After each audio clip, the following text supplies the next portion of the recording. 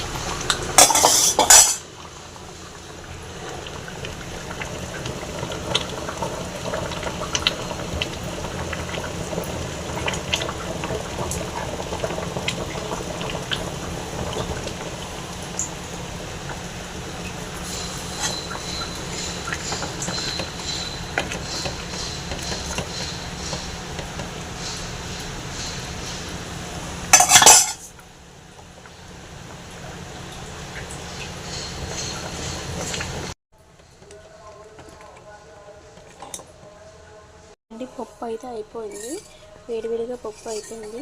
Cabbage ఉడకపెట్టిన నీళ్ళు చారు కింద తీసాను అనమాట. దీంట్లోకి అంటే పప్పులోకి చారులోకి తాలింపు అన్నమాట. సో అయితే ఇప్పుడు చిన్న మూగుడు పెట్టుకున్నాం. ఇందులో అయితే ముక్కుట్లో ఆయిల్ వేసుకొని ఆయిల్ హీట్ అవ్వాలి. సో హీట్ అయిన తర్వాత అంటే ఆవాలు ఉన్నాయి కదా,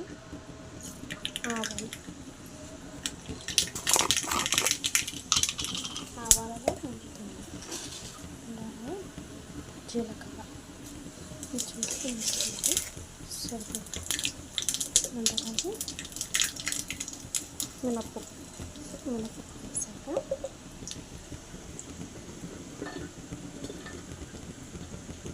అలాగే ఎగుతున్నాక 4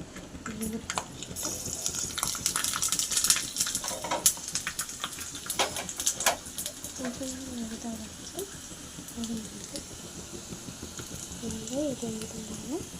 ఫస్ట్ కరివేపాకు అలాగే ఇవన్నీ ఒకసారి వేసుకొని వేసుకున్నాను. సో ఇవన్నీ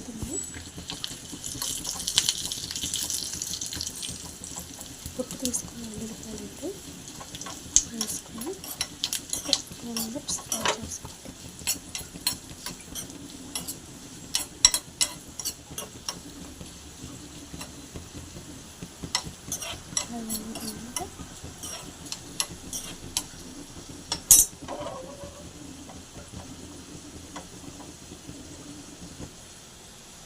ఇంగువ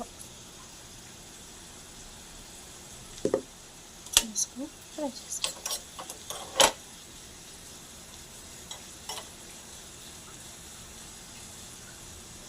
సో ఇంకొకటి వేయించుకొని సైడ్ వేయించుకొని మూత తీసుకొని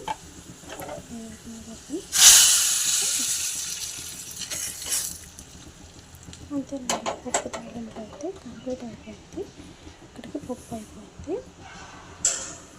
సరే కలిపేసుకోండి, సరిపోతుంది. ఇక్కడికి పప్పు అయిపోయింది. పప్పు తాలింపు అయిపోయింది.